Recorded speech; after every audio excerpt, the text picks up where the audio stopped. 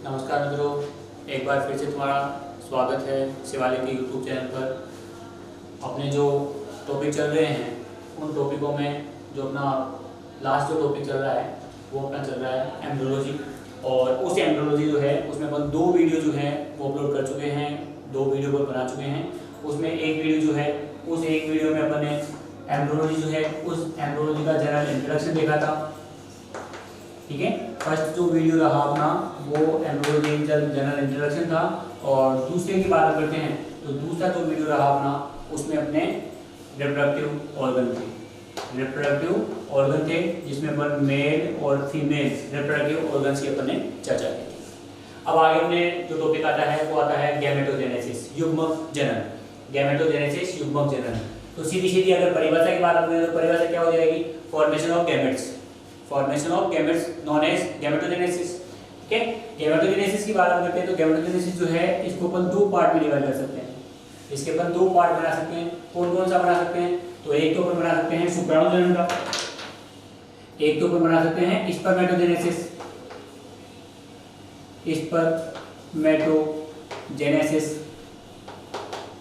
और एक बना सकते हैं अपन oogenesis।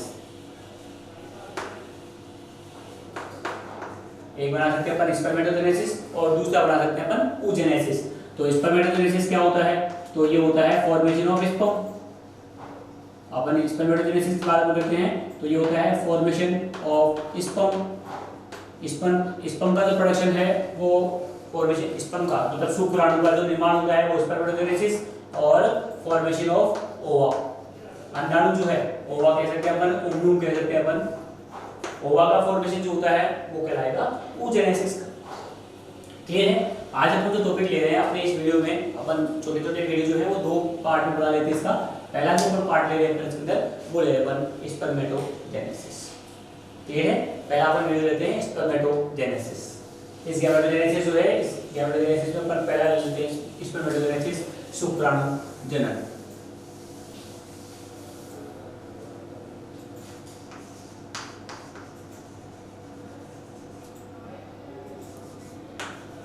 स्पर्मेटोजेनेसिस। चलो अब स्पर्मेटोजेनेसिस की बात करते हैं तो नर में जनक कोशिकाएं सामान्य रूप से अपन कहें वृषण में शुक्राणु निर्माण की क्रिया जो होती है उसको अपन कहते हैं स्पर्मेटोजेनेसिस, या अपन कहेंगे अपने शुक्राणु जनन। शुक्राणु जनन की क्रिया की बात करते हैं तो शुक्राणु जनन होगा कहाँ पर? तो जनन मतलब सीधा सा अपन ने कहा कि वृषण की जो कोशिकाएं हैं, ये जो वृषण की कोशिकाएं हैं, और वृषण की कोशिका कौन सी होती है? तो अपन कहें रेता नलिका, सेमिनिफेरस नलिका जिसे अपन कहते हैं, सेमिनिफेरस ट्यूबल्स अपन कहते हैं। तो ये जो रेता नलिका होती है इस रेता नलिका की जर्म कोशिकाएं जो होती है, रेता नलिका की जर्मिनल एपिथेलियम जो होती है, रेता नलिका की जर्मिनल एपिथेलियम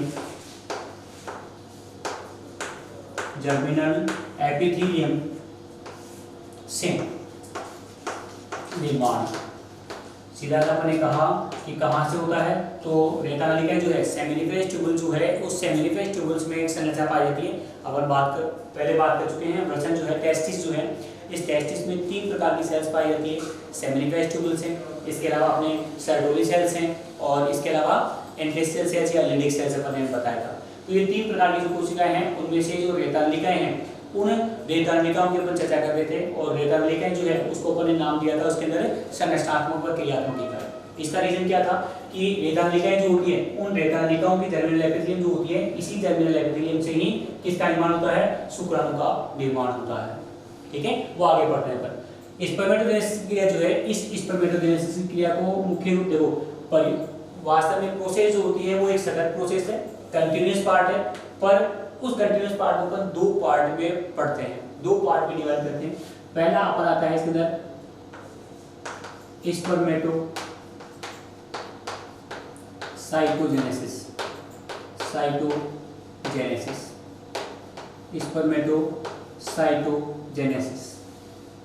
या इसको अपन क्या याद रखते हैं? तो अपन याद रखते हैं स्पर्मेटिड का निर्माण। इसे अपन ध्यान रखते हैं स्पर्मेटिड का निर्माण।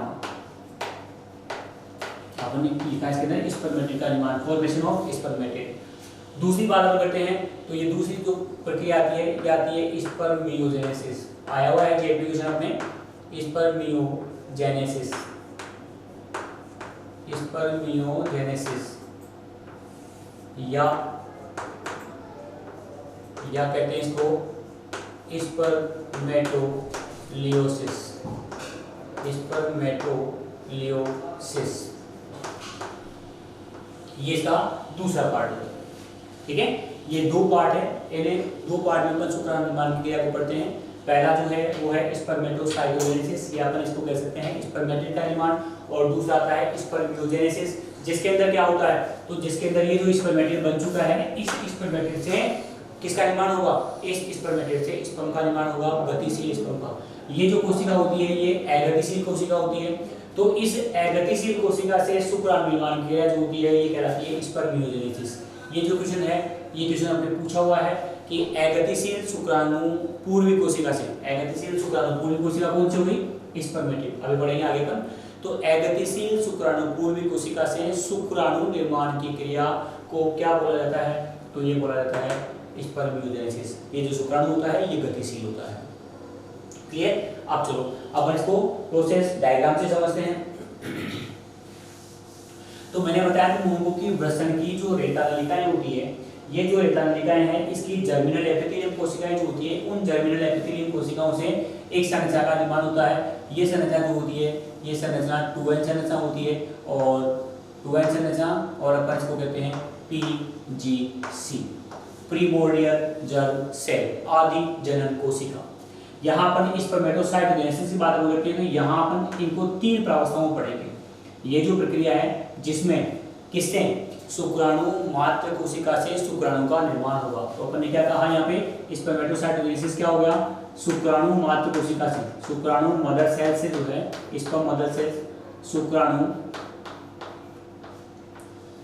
मात्र कोशिका से, शुक्राणु मात्र कोशिका से स्पर्मेटिड का निर्माण, स्पर्मेटिड का निर्माण। ठीक है, ये जो क्रिया है ये क्या कहलाती है, तो स्पर्मेटोसाइटोजेनेसिस कहते हैं इसको। तो स्पर्मेटिड का निर्माण हो गया। अब ये जो है इसके 3 पद होते हैं। ये जो प्रक्रिया है इस प्रक्रिया को 3 पदों में बांटा जा सकता है। कौन कौन सी होती है, तो पहली आती है इसके अंदर गुणन प्रावस्था, इसको अपन कहते हैं गुणन प्रावस्था। अपन ने इंग्लिश वर्ड दिया इसको मल्टीप्लिकेशन फेज, जिसके अंदर क्या होगा, जिसमें संख्या में वृद्धि होती है। दूसरी क्या होती है, तो दूसरी होती है इसके अंदर वृद्धि प्रावस्था। इसमें क्या होता है, तो इसमें आकार प्रकार में वृद्धि होती है। तीसरी जो होती है ये आती है परिपक्वन प्रावस्था। तो इसके अंदर क्या होता है, ये जो अवस्था होती है ये वैसे सबसे इंपॉर्टेंट अवस्था होती है। गुणसूत्रों की संख्या जो आधी होती है, क्योंकि जो स्पर्म होता है, ओवा होता है, इसमें सामान्य कायिक कोशिका के बजाय गुणसूत्रों की संख्या आधी होती है। क्यों? क्योंकि जब निषेचन होगा तो निषेचन के दौरान वापस से द्विगुणित संख्या बनानी होती है, इसके कारण से संख्या आधी करनी होती है। तो ये 3 प्रावस्थाएं जो होती है, 3 प्रावस्थाओं को अध्ययन करेंगे अपन किसमें, स्पर्मेटोसाइटोजेनेसिस, या अपन कहें स्पर्मेटिड का निर्माण, हिंदी में अपन कहते हैं तो शुक्राणु पूर्वी कोशिका का निर्माण। क्लियर? यहाँ जो है, यहाँ अपन पढ़ेंगे ये जो अगतिशील मतलब परिपक्वन प्रावस्था जो है, इस परिपक्वन प्रावस्था के बाद जो संरचना बनती है, इस संरचना को कहा जाता है स्पर्मेटिड। इस संरचना को कहा जाता है स्पर्मेटिड। और इस स्पर्मेटिड की बात हम करते हैं, तो ये स्पर्मेटिड जो होती है कैसी संरचना है, तो ये एक अगतिशील संरचना है, ये एक अगतिशील संरचना है। क्लियर है? इस अगतिशील संरचना से फिर किसका निर्माण होगा, तो फिर शुक्राणु का निर्माण होता है, फिर स्पर्म बनता है। ये कैसी संरचना है, तो ये एक प्रकार की गतिशील संरचना है, ये एक प्रकार की गतिशील संरचना है। तो सीधा सा आपने कहा अगतिशील स्पर्मेटिड से गतिशील शुक्राणु निर्माण की क्रिया को क्या बोला जाता है, स्पर्मियोजेनेसिस या स्पर्मेटोलियोसिस, या अपन इसको कह सकते हैं शुक्राणु कायांतरण। इसको अपन कह सकते हैं शुक्राणु कायांतरण। ठीक है, ये सब इसी के नाम होते हैं। अब अपन चर्चा करते हैं कि ये जो 3 प्रावस्थाएं हैं, ये 3 प्रावस्थाएं जो है वो किस तरीके से संपन्न होती है। अब बात करते हैं पीजीसी। तो पीजीसी के बारे में मैं पहले बता चुका हूँ तुम लोगों को कि ये पीजीसी कोशिकाएं जो होती है, ये पीजीसी कोशिकाएं क्या है, तो ये पीजीसी कोशिकाएं अगर अपन कहें इनको तो ये रेता नलिकाएं जो होती है और रेता नलिकाओं की जर्मिनल एपिथेलियम से, जर्मिनल एपिथेलियम जो है वहाँ बनती है। अपन पहली बात तो ये करते हैं कि ये पीजीसी जो होती है सामान्य रूप से इन पीजीसी का निर्माण जो होता है ये गोनाड से बाहर होता है, मतलब जो जनन होते हैं, मतलब सीधा सा आपने कहा कि जो ओवरी है, जो टेस्टिस है, उनसे बाहर पीजीसी होती है। फिर उसके बाद में ये जो कोशिकाएं हैं ये प्रवेश कर जाती है, प्रवेश कर जाती है किसमें, तो फिर जनन में प्रवेश कर जाती है और वहाँ इसका परिपक्वन होता है। इस परिपक्वन की बात अपन यहाँ बात करते हैं तो पहला जो प्रोसेस आएगी अपन इसके अंदर शुक्राणु निर्माण में, तो ये अपन पढ़ रहे हैं स्पर्मेटोसाइटोजेनेसिस। इसमें अपन पहली जो प्रावस्था पढ़ रहे हैं वो पढ़ रहे हैं मल्टीप्लिकेशन फेज, गुणन प्रावस्था। गुणन प्रावस्था जो होती है ये गुणन प्रावस्था में यहाँ पर समसूत्री विभाजन पाया जाता है। इस समसूत्री विभाजन जो है, इस समसूत्री विभाजन के फलस्वरूप इनकी संख्याओं में वृद्धि होती है। ओके, समसूत्री विभाजन के फलस्वरूप ये जो कोशिकाएं हैं इन कोशिकाओं की संख्या में वृद्धि होती है। ये कोशिकाओं की संख्या जो है ये बढ़ रही है, आकार प्रकार में कोई चेंजेस नहीं होता है। ये प्रावस्था जो आ गई, ये प्रावस्था आ गई इसकी गुणन प्रावस्था, मल्टीप्लिकेशन फेज, ये गुणन प्रावस्था। क्लियर है? Multiplication phase. गुणन प्रावस्था के दौरान जो संरचना बनती है, गुणन प्रावस्था के दौरान जो संरचना बनती है, इस संरचना को कहा जाता है स्पर्मेटोगोनिया। स्पर्मेटोगोनिया। क्लियर है? इस संरचना को कहा जाएगा स्पर्मेटोगोनिया। ये शुक्राणु की मात्र कोशिकाएं कहलाती है। ठीक है, वास्तव में अपन ये कहें कि शुक्राणु मात्र कोशिका, तो शुक्राणु मात्र कोशिका ये है स्पर्मेटोगोनिया। क्लियर है? अब ये जो कोशिकाएं होती है ये प्रवेश कर जाती है वृद्धि प्रावस्था में, और वृद्धि प्रावस्था जो होती है ये वृद्धि प्रावस्था बिना विभाजन की प्रावस्था होती है। इसमें क्या होता है, इस वृद्धि प्रावस्था के दौरान कोशिका दर और केंद्र दर जो होता है, केंद्र के पदार्थ और कोशिका दर के पदार्थ जो होते हैं इनकी मात्रा में वृद्धि होती है। क्लियर है? इनकी मात्रा में वृद्धि होती है, मतलब कोशिका जो है वो आकार में वृद्धि करती है। तो ये जो प्रावस्था आ गई ये अपनी कौन सी आ गई, तो ये इसकी आ गई ग्रोथ फेज। ये जो अवस्था आ गई ये इसकी आ गई ग्रोथ फेज। ये तो बन गई स्पर्मेटोगोनिया। इस तरीके से एक स्पर्मेटोगोनिया जो होता है उससे एक संरचना बनती है। ये एक संरचना जो होती है इसका नाम होता है प्राथमिक स्पर्मेटोसाइट। प्राथमिक स्पर्मेटोसाइट, प्राइमरी स्पर्मेटोसाइट कहलाती है। हिंदी में अपन कहते हैं प्राथमिक शुक्र जनन कोशिका। प्राथमिक शुक्र जनन कोशिका कैसी है, तो ये द्विगुणी संरचना है। क्लियर है? तो अपन ने ये कहा कि गुणन प्रावस्था जो है यहाँ विभाजन कौन सा होता है, तो यहाँ विभाजन की बात करते हैं तो यहाँ पर माइटोसिस होता है, यहाँ पर समसूत्री विभाजन होता है। यहाँ पर ये समसूत्री विभाजन पाया जाता है। समसूत्री विभाजन के दौरान केवल और केवल इनकी संख्या में वृद्धि होती है। क्लियर? संख्या बढ़ रही है। यहाँ वृद्धि प्रावस्था की बात हम करते हैं तो यहाँ विभाजन की बात करते हैं तो विभाजन अनुपस्थित होता है। यहाँ विभाजन अनुपस्थित होता है। ठीक है, देखो पहले इधर पढ़ रहे हैं पर फिर उसके बाद में क्वेश्चनों की चर्चा करेंगे, कंक्लूजन कैसे बनेंगे। चलो, ये प्राथमिक साइट हो गई, प्राथमिक स्पर्मेटोसाइट। इस प्राथमिक स्पर्मेटोसाइट की बात करें तो ये कैसी कोशिका है, द्विगुणित कोशिका है। अब जो ये कोशिका है अब ये किसमें प्रवेश कर जाती है, तो अब ये प्रवेश कर जाती है परिपक्वन प्रावस्था में। और परिपक्वन प्रावस्था जो है, इस परिपक्वन प्रावस्था के दौरान क्या होता है, तो परिपक्वन प्रावस्था के दौरान अब विभाजन जो आता है वो आता है अर्धसूत्री विभाजन। यहाँ विभाजन कौन सा होता है, तो यहाँ पर विभाजन होगा मियोसिस। मियोसिस अर्धसूत्री विभाजन। और अपने को पता है कि अर्धसूत्री विभाजन जो होता है वो दो पार्ट में होता है। अर्धसूत्री विभाजन जो होता है वो दो पार्ट में होता है। पहले अपन बात करते हैं मियोसिस फर्स्ट। तो ये मियोसिस फर्स्ट कैसा होता है, तो ये न्यूनकालिक विभाजन होता है। न्यूनकालिक विभाजन होता है। न्यूनकालिक विभाजन का सीधा सा मतलब होता है कि यहाँ पर गुणसूत्रों की संख्या आधी हो जाती है। न्यूनकालिक विभाजन का मतलब क्या हुआ कि यहाँ गुणसूत्रों की संख्या आधी हो जाती है। आधी हुई तो अपन ने ये संख्या बन गई यहाँ पे।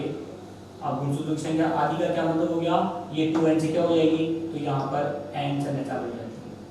यहाँ 2n से कैसी संरचना बन गई, यहाँ पर ये n संरचना बन गई। तो ये संरचना जो बनी यहाँ पे इसे क्या कहा जाएगा, तो इसे कहा जाता है द्वितीयक स्पर्मेटोसाइट। द्वितीयक स्पर्मेटोसाइट क्लियर है। ये द्वितीयक स्पर्मेटोसाइट जो है ये संरचना बनती है। अब द्वितीयक स्पर्मेटोसाइट की बात हम करते हैं, तो ये कैसी संरचना है, तो ये एक एगोनिक संरचना होती है। द्वितीयक स्पर्मेटोसाइट जो होती है वो एक प्रकार की एक एगोनिक संरचना होती है। क्लियर है। अब अपन बात करते हैं मियोसिस फर्स्ट हो गया। मियोसिस फर्स्ट के बाद में बात करते हैं अब इसमें मियोसिस सेकंड भी होता है। अब इसमें मियोसिस सेकंड होगा, तो यहाँ पर बात करते हैं ये मियोसिस सेकंड वाला जो पोर्शन हो गया, ये मियोसिस सेकंड का पोर्शन होगा ये। ठीक है, तो ये अपन ने लिख दिया यहाँ पे मियोसिस सेकंड, अर्धसूत्री सेकंड। और अर्धसूत्री सेकंड जो होता है वो कैसा होता है, तो ये एक प्रकार का समरूपी विभाजन होता है। अर्धसूत्री सेकंड जो होता है वो एक प्रकार का समरूपी विभाजन होता है। इसमें गुणसूत्रों की संख्या समान होती है। तो यहाँ पर ये संरचना बन गई यहाँ पे इस तरीके से, ये संरचना ये बन गई। ठीक है, ये संरचना बन गई। और ये संरचना जो है ये कैसी होती है, तो ये एगोनिक संरचनाएं होती है। ये संरचनाएं एगोनिक संरचनाएं होती है। संरचना का नाम क्या हो जाएगा, इस संरचना का नाम होता है स्पर्मेटिड।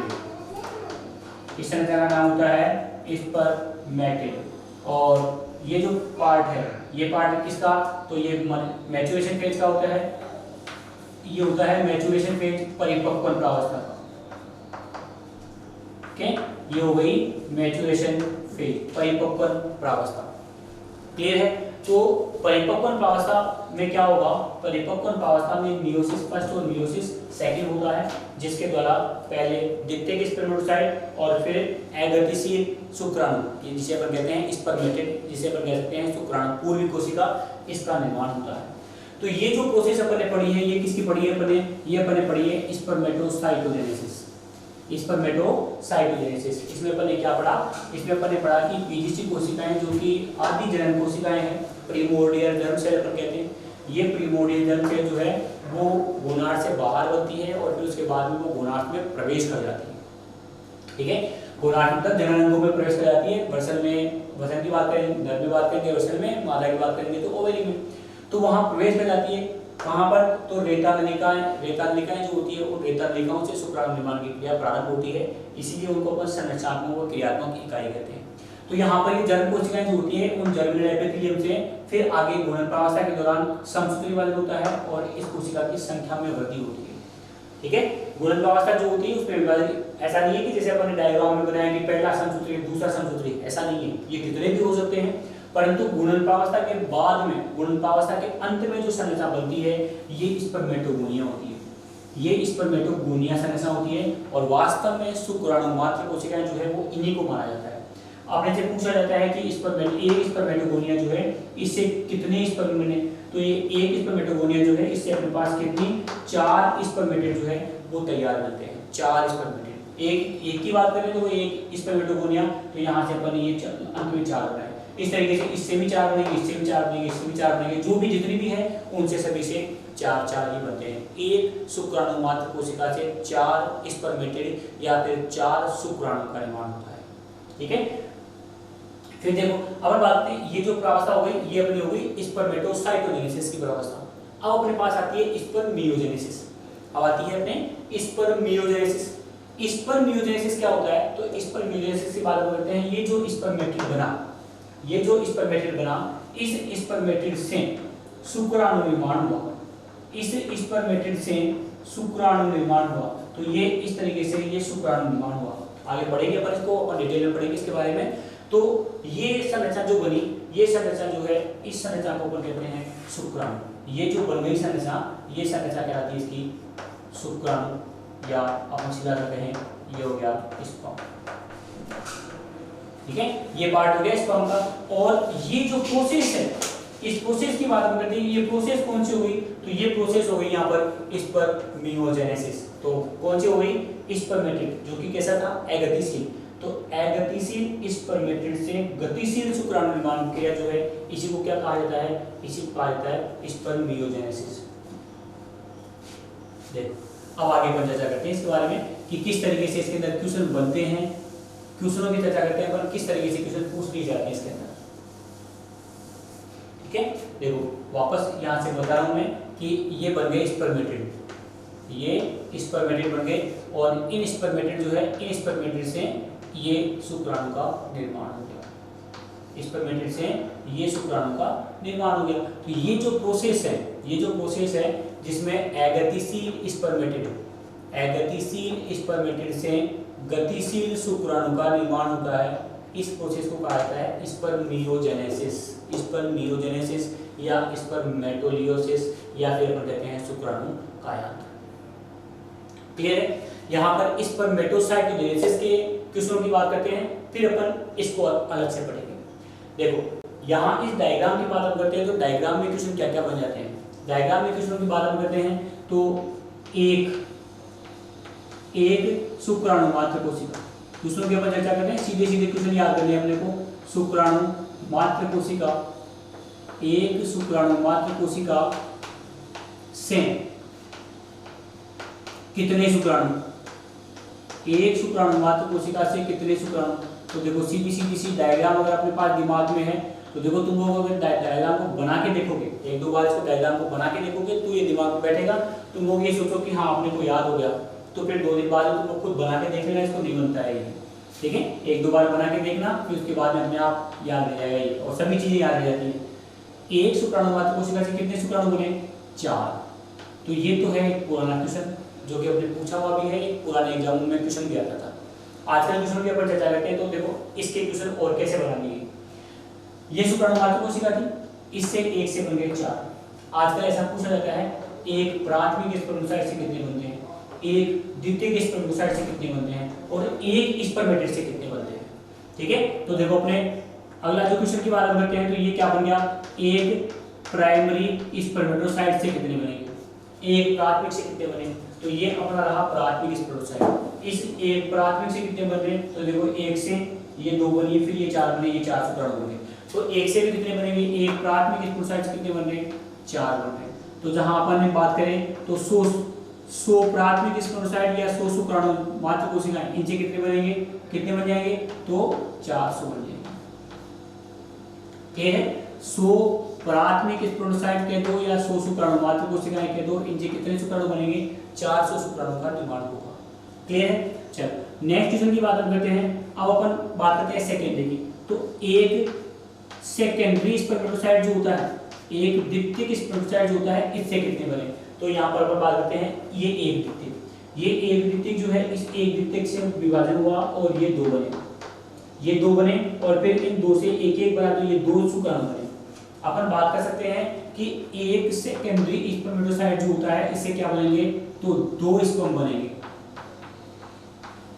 एक सेकेंडरी स्पर्मेटोसाइट, एक द्वितीयक शुक्राणु जनकोशिका जो है, इससे 2 शुक्राणु का निर्माण होता है। तो अपन ये कहें कि 100 सेकेंडरी जो है, 100 सेकेंडरी से कितने बनेंगे, तो अपन क्या कहेंगे, 200 शुक्राणु बनेंगे, 200 शुक्राणु। क्लियर है? ये क्वेश्चन होता है। इस तरीके से अपन बात करते हैं स्पर्मेटिड की।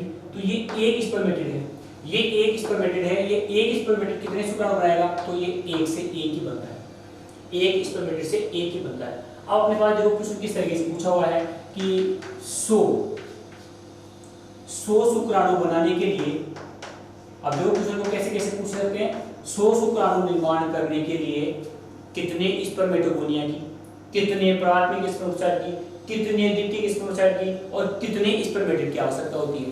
क्वेश्चन में एक ही कह दिया कि 100 शुक्राणु निर्माण के लिए ये कोशिकाएं कितनी कितनी आवश्यक है। तो यहाँ अपन बात करें 100 शुक्राणु के लिए, अगर प्राथमिक की बात करें और मातृ कोशिकाओं की बात करें, प्राथमिक की और मातृ कोशिकाओं की बात करें, तो कितने चाहिए अपने को, तो अपने को चाहिए 25। क्यों? क्योंकि 25 × 4 तो कितने बन जाएंगे, 100। अगर अपन द्वितीयक की बात करते हैं, तो ये अपन द्वितीयक की बात करते हैं, द्वितीयक में एक से कितने बनते हैं, 2, तो कितनी कोशिकाएं चाहिए, 50। क्लियर है? अगर अपन कहें एक स्पर्मेटिड से, तो एक स्पर्मेटिड से कितना बनता है, एक स्पर्मेटिड से एक ही बनता है। तो 100 शुक्राणु निर्माण करने हैं अपने को स्पर्मेटिड से, तो कितनी चाहिए, कितने स्पर्मेटिड चाहिए, तो अपने को 100 स्पर्मेटिड ही चाहिए। क्लियर है? 100 स्पर्मेटिड ही अपने को चाहिए। अब आज का जो क्वेश्चन बनता है इसके अंदर, वो इसके अंदर मियोसिस की काउंटिंग में पूछ ली जाती है। ठीक है, मियोसिस की काउंटिंग में पूछ ली जाती है कितने अर्धसूत्रीय विभाजन होंगे जब ये संरचनाएं बनेगी। तो अपन ये कहा कि 4 शुक्राणु अपने को निर्माण करने हैं। 4 शुक्राणु निर्माण करने के लिए कितने मियोसिस चाहिए?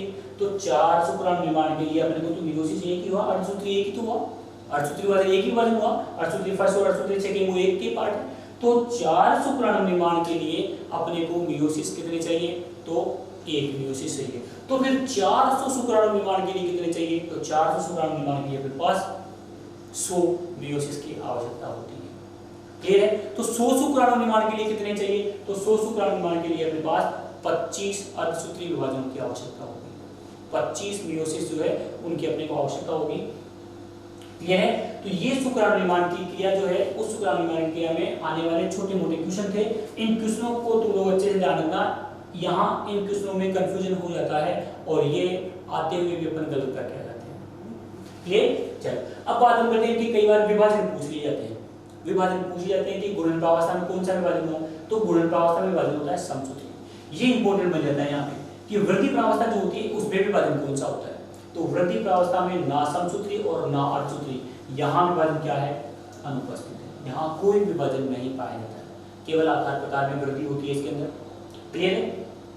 फिर बात हम करते हैं कि परिपक्व प्रावस्था में विभाजन। तो परिपक्व प्रावस्था में विभाजन पाया जाता है वो होता है मियोसिस।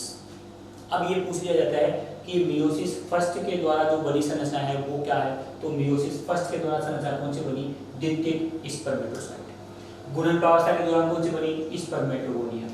वृद्धि प्रावस्था के दौरान कौन सी बनी? प्राथमिक स्पर्मेटोसाइट। और मियोसिस सेकंड के द्वारा जो बनी वो बनी स्पर्मेटिड। अब इसका एक इंपॉर्टेंट क्वेश्चन हो जाता है। तो इंपॉर्टेंट क्वेश्चन जो है वो ये पूछ जाता है निम्न में से कौन सी संरचना द्विगुणित और कौन सी अगुणित है? अब साफ साफ दिख रहा है तुम लोगों को, यहाँ से याद रखना। स्पर्म कैसा है? अगुणित है। स्पर्मेटिड कैसा है? अगुणित है। ठीक है, स्पर्मेटिड और द्वितीयक स्पर्मेटोसाइट, लास्ट की 3 संरचनाएं जो है वो यहाँ पर 3 संरचनाएं कैसी है? अगुणित है। बाकी इससे पहले सब संरचनाएं जो है वो द्विगुणित संरचनाएं होती है। द्विगुणित में क्या? प्राथमिक स्पर्मेटोसाइट, स्पर्मेटोगोनिया और सामान्य रूप से बात करें तो पीजीसी। ये सभी कोशिकाएं जो होती है वो क्या है? ये द्विगुणित कोशिकाएं हैं। बाकी द्वितीयक स्पर्मेटोसाइट, स्पर्मेटिड और शुक्राणु जो होते हैं ये अगुणित संरचनाओं के रूप में आते हैं। क्लियर है? चलो अब आगे चलते हैं अपन। ये तो प्रोसेस अपनी स्पर्मेटोसाइटोजेनेसिस के पार्ट अपन ने पढ़ लिए। स्पर्मेटोसाइटोजेनेसिस में कंप्लीट जो पार्ट डिटेल थी वो डिटेल मैंने बता दी। जितने क्वेश्चन बन सकते हैं उन सभी क्वेश्चनों की अपन ने चर्चा कर ली है। ठीक है, अब हम बात करते हैं स्पर्मियोजेनेसिस की। ये अपने स्पर्मेटोसाइटोजेनेसिस हो गया। अब अपन इसकी बात करते हैं, ये प्रोसेस क्या है। चलो अब देखो क्या होता है। ये है एक स्पर्मेटिड संरचना, ये है एक स्पर्मेटिड संरचना। कैसी है? अगुणित है या द्विगुणित है? तो ये संरचना अगुणित है। ये इसका केंद्रक है। केंद्र से बाहर इसके अंदर ये अंतःपर्दिविजालिका है, पीआर है। पीआर के बाहर यहाँ पर ये गोल्जिकाएं होते हैं। इसके अंदर ये लाइसोसोम होते हैं। खूब सारे इसके अंदर माइटोकॉन्ड्रिया होते हैं। ठीक है, और सेंट्रियोल होते हैं। ये एक स्पर्मेटिड, एक सामान्य प्रकार की अगुणित कोशिका है। ये जो अगुणित कोशिका है इसमें क्या क्या होता है? इस कोशिका में क्या क्या होता है? तो देखो परिवर्तन, यहाँ से इससे अपने को क्या बनाना है? इससे गतिशील शुक्राणु का निर्माण करना है। गतिशील शुक्राणु का निर्माण करना है। इसमें गमन के लिए कोई संरचना नहीं है, यहाँ पर गमन के लिए पूंछ उपस्थित है। तो इसका अपने को निर्माण करना है। ये क्रिया स्पर्मियोजेनेसिस कहलाती है, शुक्राणु कार्यान्तरण कहलाती है। अब इसके निर्माण के लिए क्या क्या है? तो सबसे पहले अपन बात करते हैं कोशिका दर में परिवर्तन की। कोशिका दर में परिवर्तन। अब देखो कोशिका दर के परिवर्तन की बात करते हैं तो कोशिका दर में क्या परिवर्तन होता है? कोशिका दर में क्या हुआ? शुक्राणु जो है, इस शुक्राणु के अंदर कोशिका दर की मात्रा बहुत ज्यादा होती है। ठीक है, मतलब शुक्राणु के बजाय स्पर्मेटिड की बात हम करते हैं। स्पर्मेटिड में इस शुक्राणु के बजाय कोशिका दर जो होता है वो ज्यादा होता है। ठीक है, तो यहाँ से कोशिका दर है, इस कोशिका दर को निकाला जाता है। इस कोशिका दर को बाहर निकाला जाता है, बाहर निकाल दिया जाता है। इसमें क्या होता है? तो कोशिका दर में देखो अब आनुवंशिक पदार्थ की बात करते हैं। तो आनुवंशिक पदार्थ में अपन ने बात की तो डीएनए आरएनए परिवर्तन, कोशिका में पहला परिवर्तन अपन पढ़ते हैं डीएनए आरएनए में, डीएनए आरएनए में परिवर्तन। इसमें क्या होता है, डीएनए में आरएनए में क्या परिवर्तन होता है, तो देखो जब शुक्राणु का निर्माण होने लगता है, जब शुक्राणु का निर्माण होने लगता है तो उसमें डीएनए जो है ये डीएनए की आवश्यकता मेन होती है, डीएनए की आवश्यकता मेन होती है। आरएनए और बाकी का जो प्रोटीन पार्ट है वो यहाँ से निकाल दिया जाता है, वो यहाँ से निकाल दिया जाता है। तो डीएनए यहाँ कोशिका दल कैसा हो जाएगा, तो जब बाकी के जो अनयूज्ड पार्ट है, इसके अनयूज्ड पार्ट को इसमें से बाहर निकाल दिया जाता है तो कोशिका दल गाढ़ा हो जाता है। और इसका जो गाढ़ा कोशिका दल है, गाढ़ा कोशिका दल, तो ये गाढ़ा कोशिका दल है, इसको क्या कहा जाता है, गाढ़ा कोशिका दल। डेंस साइटोप्लाज्म हो गया इसका, इंटेंस हो गया, गाढ़ा कोशिका दल, इसको कहा जाता है मेन सेट, मेन चेट या मेन सेट कह सकते हैं, ठीक है, मेन सेट और मेन चेट इसको कहा जा सकता है। तो केवल डीएनए रह गया और बाकी आरएनए और प्रोटीन के जो पार्ट है उसको बाहर निकाल लेता है, क्योंकि शुक्राणु का काम केवल कितना है, शुक्राणु का काम है नर के आधे गुणसूत्रों को अंडाणु तक पहुंचाना, ठीक है। जो नर है उसमें आधे जो गुणसूत्र हैं, उस आधे मतलब एन जो गुणसूत्र हैं, उन एन गुणसूत्रों को अंडाणु तक पहुंचाना होता है। क्लियर है? चलो अपन बात करते हैं दूसरा परिवर्तन। दूसरे परिवर्तन की अपन चर्चा करें तो इसमें क्या होता है, दूसरे परिवर्तन में यहाँ डीएनए की बात अपन कर ली, फिर अपन बात करते हैं इसके अंदर केंद्रक का। तो ये केंद्रक का ही पोर्शन था, कोशिका दल के में अपन केंद्रक की बात अपन करते हैं, तो ये केंद्रक, तो केंद्रक में परिवर्तन, केंद्रक में क्या परिवर्तन हुआ कि केंद्रक में से सब बाकी के सारे पार्ट जो है वो बाहर निकाल दिए गए, जिसकी वजह से क्या हो गया, केंद्रक लंबा वह बेलनाकार हो गया। पहले तो था गोलाकार, तो यहाँ पर लंबा व बेलनाकार हो गया और संकीर्ण हो गया, संकीर्ण हो गया मतलब थोड़ा सा दब गया, लंबा सा हो गया और संकीर्ण हो गया। क्लियर है? चलो फिर अपन बात करते हैं एक्रोसोम में परिवर्तन, सॉरी गोल्जी-काय में परिवर्तन, गोल्जी-काय में परिवर्तन, गोल्जी बॉडी जो है उसमें क्या परिवर्तन होता है। तो गोल्जी-काय यहाँ पर सबसे इंपॉर्टेंट परिवर्तन जो है वो गोल्जी-काय की बात हम कर रहे हैं। एक तो केंद्रक में परिवर्तन होगा, एक गोल्जी-काय में परिवर्तन होता है। क्लियर है? तो देखो गोल्जी-काय की बात हम करते हैं, तो गोल्जी-काय में क्या परिवर्तन, गोल्जी-काय जो होता है, जैसे अपन ने कहा कि ये है गोल्जी-काय इस तरीके से, ठीक है, ये गोल्जी-काय है। इस गोल्जी-काय में जो परिवर्तन होगा वो क्या होगा कि गोल्जी-काय के पार्ट जो होते हैं वो एक जगह आ जाएंगे और क्या बनाएंगे, तो एक एक्रोसोम कणिका का निर्माण करते हैं। पहले क्या बनती है इसके अंदर, एक्रोसोम कणिका बनती है, किसके ऊपर, तो गोल्जी-काय जो होता है शुक्राणु के केंद्र, शुक्राणु परिवर्तन के समय केंद्र के ऊपर, ये केंद्र है, इस केंद्र के ऊपर गोल्जी-काय जो है वो व्यवस्थित हो जाता है, व्यवस्थित होता है, एक्रोसोम कणिका बनाती है और इसी एक्रोसोम जो है, इस एक्रोसोम में लाइटिक एंजाइमों का संग्रहण हो जाता है, लाइटिक एंजाइमों का संग्रहण हो जाता है। लाइटिक एंजाइम संग्रहण होने के कारण से अब ये एक्रोसोम काम क्या आएगा, तो ये एक्रोसोम जो होता है, इस एक्रोसोम के द्वारा, इस एक्रोसोम के द्वारा अंडाणु झिल्ली को तोड़ा जाएगा, अंडाणु झिल्ली को तोड़ा जाएगा, जिससे ये गुणसूत्र जो होंगे, जो आधे गुणसूत्र जो लेके जाएगा केंद्रक में, तो ये आधे गुणसूत्र अंडाणु को प्रदान किए जा सके। ठीक है, चलो अब बात करते हैं सेंट्रोसोम में परिवर्तन। सेंट्रियोल जो होते हैं, सेंट्रियोल, उस सेंट्रियोल में क्या परिवर्तन होता है, इसमें जो उपस्थित सेंट्रोसोम है, इसमें जो उपस्थित सेंट्रोसोम है, ये दो तारक केंद्र होंगे, दो तारक केंद्र जो होते हैं, उन दो तारक केंद्रों में से एक तो क्या होगा, एक तो चला जाता है इसके केंद्र के पीछे। अभी अगर आगे डायग्राम बनाएंगे पर शुक्राणु का, तो उससे ही समझ में आ जाएगा और वहां पे अपन इसको वापस रिपीट भी कर लेंगे एक बार। तो देखो अपन ये चर्चा करते हैं कि परिवर्तन कैसे हो रहे हैं, देखो इन्हीं की चर्चा करते हैं। तो सबसे पहले क्या हुआ, शुक्राणु के शीर्ष का निर्माण किस तरीके से होता है, तो शुक्राणु के शीर्ष का निर्माण, केंद्र जो होता है वो केंद्र में से अनावश्यक पदार्थ जो होते हैं वो निकल जाते हैं और केंद्र जो होता है संकीर्ण बेलनाकार दबा हुआ सा हो जाता है, तो ये केंद्र का पोषण हो गया। क्लियर है? फिर क्या होता है, गोल्जी-काय जो होता है, ये गोल्जी-काय इसके ऊपर आ जाता है इस तरीके से, ये गोलजिका जो है इसके ऊपर आ जाता है और अंत में ये गोलजिका के अतिरिक्त पार्ट जो है वो हट जाते हैं और यहाँ पर एक एक्रोसोम कलिका के रूप में ये गोलजिका व्यवस्थित होता है। तो अपने पास एक क्वेश्चन पूछा हुआ है इसके अंदर कि शुक्राणु के एक्रोसोम का निर्माण किससे होता है। शुक्राणु के एक्रोसोम का निर्माण किससे होता है? तो शुक्राणु का जो एक्रोसोम है ये एक्रोसोम बनता है किससे? गोलजिका से बनता है। इसमें लाइटिक एंजाइम संग्रहित हो जाते हैं। ये इसके अंदर कौन आ गई? ये इसके ऊपर ये इसकी कोशिका झिल्ली आ गई, सेल मेम्ब्रेन आ गई। क्लियर है? ये तैयार क्या हो गया? ये शुक्राणु का शीर्ष वाला जो भाग है वो तैयार हो गया। अब शुक्राणु का शीर्ष जो है इसके बाद में शुक्राणु की ग्रीवा की बात कर रहे थे अपन, तो ये शुक्राणु की ग्रीवा वाला जो भाग है। शुक्राणु के शीर्ष में और परिवर्तन क्या होता है? देखो परिवर्तन, पहला परिवर्तन क्या हुआ इसके अंदर? केंद्रक जो है इस केंद्रक में से डीएनए कहते सभी पदार्थ जो है उसको बाहर त्याग दिया जाता है, बाहर फेंक दिया जाता है। और एक्रोसोम जो होता है ये एक्रोसोम का निर्माण होता है, ये एक्रोसोम बन गया। ये निर्माण किसका हो गया? ये एक्रोसोम का निर्माण हो गया, इसके अंदर लाइटिक एंजाइम होते हैं। क्लियर है? ये क्या हो गया? ये इसका केंद्रक का भाग हो गया, ये इसका केंद्रक का भाग हो गया। क्लियर है? अपन बात करते हैं आगे इसके अंदर, ये केंद्रक हो गया। इस केंद्रक में अब यहाँ अगर अपन ये कहें कि ये इसकी ग्रीवा का भाग हो गया, नेक हो गई, ठीक है। ये क्या हो गया? ये इसका शीर्ष हो गया, ये इसका हेड पोर्शन हो गया, ठीक है। ये ग्रीवा का भाग हो गया। अब आता है इसके अंदर मध्य भाग, ये शुक्राणु का मध्य भाग हो गया, ये मध्य भाग। ये किससे बनता है?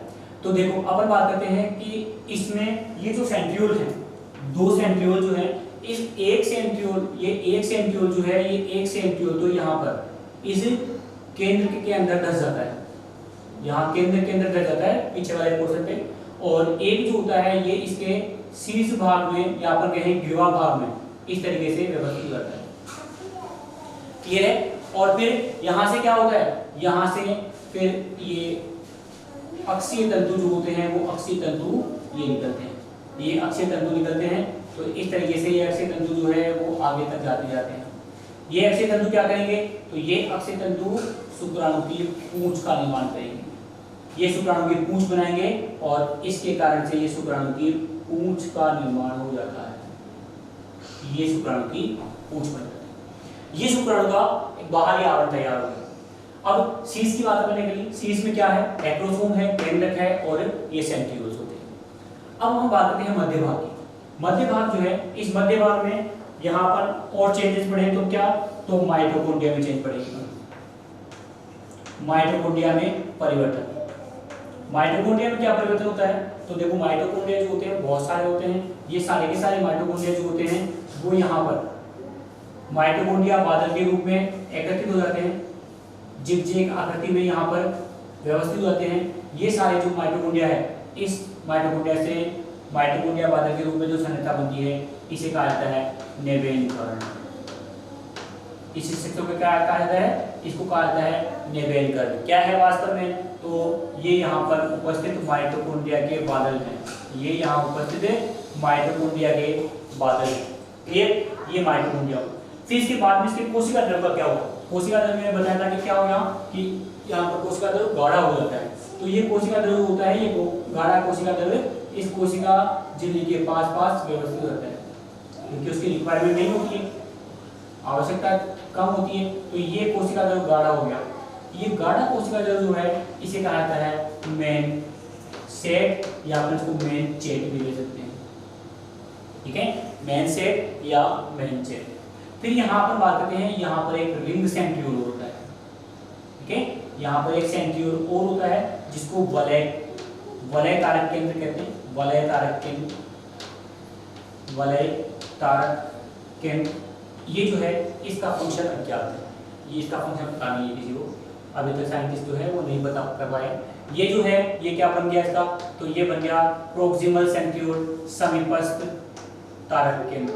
ये बन गया समीपस्थ कारक केंद्र, ठीक है। ये क्या बन गया? तो ये बन गया इसका दूरस्थ कारक केंद्र, डिस्टल सेंट्रियोल। अब इन सभी पार्ट के फंक्शन की बात कर लेते हैं थोड़ा, ठीक है। ये शुक्राणु जो है ये क्या हो गया? ये शुक्राणु की पूंछ टेल हो गई, और ये शुक्राणु का मध्य भाग हो गया, मध्य भाग। देखो शुक्राणु को अपन 3 पार्ट में डिवाइड कर सकते हैं, एक शीर्ष, एक मध्य भाग और एक पूंछ। ठीक है, 4 में अगर डिवाइड करें तो फिर चौथा भाग कौन सा बन जाता है इसका, ग्रीवार नेक का भाग बन जाता है। क्लियर है। अब देखो अपन बात करते हैं शीर्ष भाग की। शीर्ष भाग में कौन कौन है, एक्रोसोम है, केंद्रक है और इसके सेंट्रियोल पार्ट है। मध्य भाग में कौन है, तो मध्य भाग में इसके अंदर माइटोकॉन्ड्रिया उपस्थित है। पूंछ पीछे भाग की पूंछ है, ये पूंछ का निर्माण किससे होता है, तो देखो अक्षीय तंतु कहां से बने हैं, तो अक्षीय तंतु बनते हैं दूरस्थ तारक केंद्र से। क्वेश्चन पूछते हैं इसका कि शुक्राणु का पूंछ का निर्माण किससे होता है, तो शुक्राणु की पूंछ का निर्माण क्या है, डिस्टल सेंट्रियोल दूरस्थ तारक केंद्र से। ये दूरस्थ तारक केंद्र जो है इससे शुक्राणु की पूंछ का निर्माण होता है। ये पूंछ काम क्या होगा, तो इसका काम गमन का होता है, इसका काम गमन का होता है। इस गमन के लिए ऊर्जा कौन देगा, तो इस गमन के लिए ऊर्जा कौन देगा, यहाँ पर इसका माइटोकॉन्ड्रिया का पार्ट देगा, निवेदकरण का। निवेदकरण कहाँ है, मध्य भाग में उपस्थित है। अब शुक्राणु जो है इनमें सभी के कार्य की बात करते हैं। एक्रोसोम जो होगा वो एक्रोसोम क्या करेगा, तो अंडाणु झिल्ली को भेजने में सहायता करेगा। केंद्रक क्या करेगा, तो केंद्रक में आधे गुणसूत्र होते हैं, तो ये आधे गुणसूत्र अंडाणु को प्रदान करेगा। समीपस्थ तारक केंद्र जो होते हैं ये क्या करेंगे, तो ये अंडाणु को विदलन में सहायता करेंगे। समीपस्थ तारक केंद्र अंडाणु को विदलन में सहायता करेंगे। दूरस्थ तारक केंद्र क्या करता है, तो दूरस्थ तारक केंद्र शुक्राणु की पूंछ का निर्माण करता है। निवेदकरण, तो निवेदकरण गमन के लिए ऊर्जा प्रदान करेगा। तो ये रिंग सेंट्रियोल, तो रिंग सेंट्रियोल का जो फंक्शन है वो अननोन है, और पूंछ तो ये गमन करेगी। क्लियर है। तो इस तरीके से ये एक शुक्राणु जो है, इस शुक्राणु की संरचना बनती है किससे, ये अगतिशील स्पर्मेटिड से गतिशील शुक्राणु निर्माण की क्रिया जो है वो कहलाती है स्पर्मियोजेनेसिस। क्लियर है। तो ये स्पर्मियोजेनेसिस आपने क्वेश्चन पूछा हुआ है, स्पर्मियोजेनेसिस की परिभाषा पूछी हुई है, इसके अलावा एक्रोसोम पूछे हुए हैं, निवेदकरण पूछा हुआ है, तारक केंद्र के बारे में पूछा हुआ है। ये है, तो ये अपने पास शुक्राणु निर्माण की क्रिया जो है ये कंप्लीट है। और अपना जो टॉपिक था, अपना जो टॉपिक अपन जो पढ़ रहे हैं आज, वो स्पर्मेटोजेनेसिस, गैमेटोजेनेसिस में स्पर्मेटोजेनेसिस का जो प्रोसेस था, ये स्पर्मेटोजेनेसिस की प्रोसेस जो है ये अपनी कंप्लीट है।